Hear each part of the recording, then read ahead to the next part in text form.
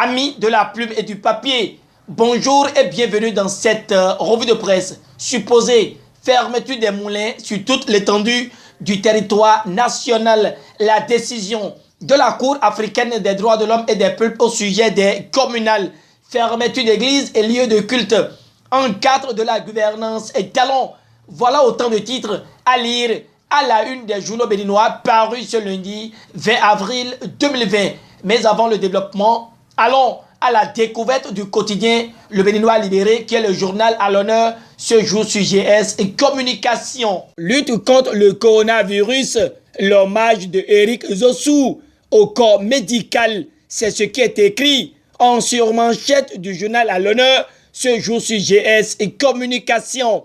À sa suite, la manchette donc et Le Béninois Libéré voit que pour les communales du 17 mai 2020, les militants Force Cori pour Bénin émergent devront se réunir à la belle étoile sous le soleil ardent au mieux de leur petit siège situé derrière le stade de l'amitié pour discuter des stratégies à adopter en vue de mettre KO les deux blocs de la mouvance. La cause soulevée ici par le journal de Aboubacar Takou est que le siège national du parti Force Cori pour Bénin émergent basé à Cotonou, quartier Gbedjilo-Mende, a fermé ses portes.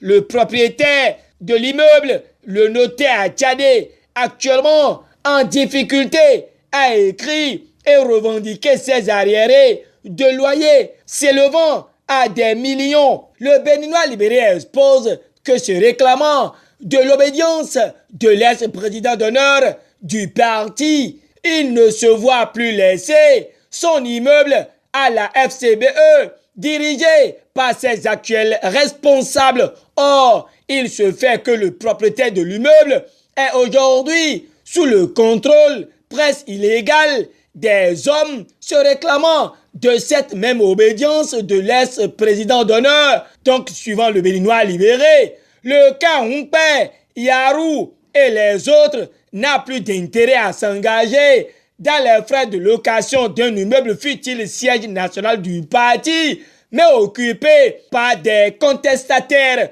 C'est alors que selon les dernières informations reçues, le cas Humpé aurait demandé à l'huissier de justice de procéder légalement à la fermeture du dit siège. Reste maintenant que les nouveaux responsables rejoignent définitivement et officiellement le siège derrière le stade pour faire évoluer leur stratégie de la veille de ces consultations du 17 mai 2020, confie le Béninois Libéré, avant de réitérer l'intention du journal à préserver l'honneur de l'ancien président Boni Yahi, comme l'a recommandé expressément son conseil. Mais le devoir d'informer oblige à satisfaire aux droits du peuple. C'est d'ailleurs pour ça que le surtitre de la manchette parle de l'esprit de paix et du développement du parti en lambeaux à quelques jours du scrutin. L'autre titre du journal renseigne sur la victoire assurée de l'Union progressiste dans les collines, maîtrisée par Edmond Agoua. Touchant l'appel de l'honorable, le Béninois Libéré voit d'ores et déjà que son choix porté sur la personne de Nyakaya est un triomphe. Grosse fortune pour l'Union progressiste sur le plan national, car Mouel Bénin en turbo au moteur UP.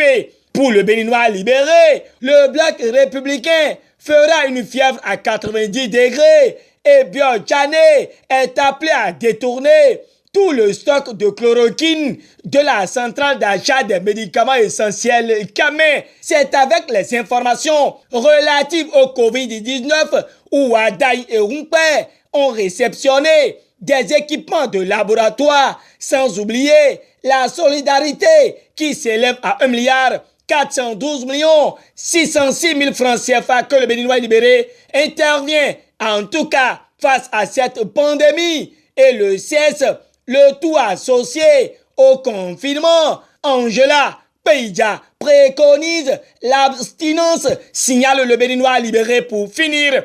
Le Soleil Bénin Info, lui, s'y cède et anticipe sur ce que prépare Boni Yayi. Après son départ, des forces Cori.Bénin émergents, on le croyait, avoir fini avec la politique.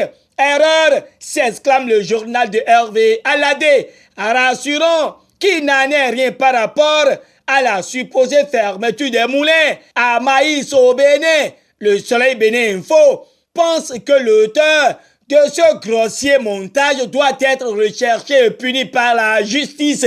La presse du jour et le potentiel en parle également, puis apporte le démenti formel du ministre de l'Intérieur, Saka Lafia. Le potentiel reste quant à lui et livre l'avis de Alain Orunla à propos de la suspension des élections par la Cour africaine des droits de l'homme et des peuples. Aucune institution au monde n'a jamais eu cette prétention, a déclaré le ministre de la Communication rapporté par le journal de Adrien Tikpato, se référant à l'ordonnance de la Cour africaine des droits de l'homme et des peuples.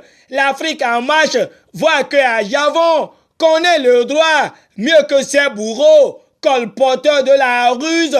Respecter la décision de la Cour africaine des droits de l'homme et des peuples ou devenir un État voyou, c'est le dilemme de Talon, écrit l'Afrique en marche. L'Audace Info reste collé à la même actualité et voit une énième victoire pour le président d'honneur de l'Union sociale libérale devant la Cour d'Arusha qui sonne le Bénin à sursoir au communal à Javon. S'oppose à sa mort politique, affiche le quotidien en manchette avant d'ajouter qu'au plan international et panafricain, Sébastien Germain à Javon enfile des victoires judiciaires en or contre l'État béninois. Pour le parti Union sociale libérale, si le pouvoir de l'instant reste dans l'instant et ne le traverse pas la décision de justice, elle transcende l'instant et garde force demain. Mieux, les victoires d'Ajavon ne comptent pour du leur. Elles sont là, inaliénables dans le temps, alors que le pouvoir qui se refuse de plier à son exécution est aliénable dans le temps, propage l'Audace Info. Suspension des communales exigée par la Cour africaine des droits de l'homme et des peuples, titre Dynamise Info pour le journal de Parfait Bocor. C'est une décision surprenante, mais très pertinente. Aucune institution au monde n'a jamais eu cette prétention, estime par contre Alain Orunla et rapporté par Dynamise Info. Mais où en sommes-nous face à la riposte contre le coronavirus, s'interroge la nation, informée des masques et appareils réceptionnés au Bénin.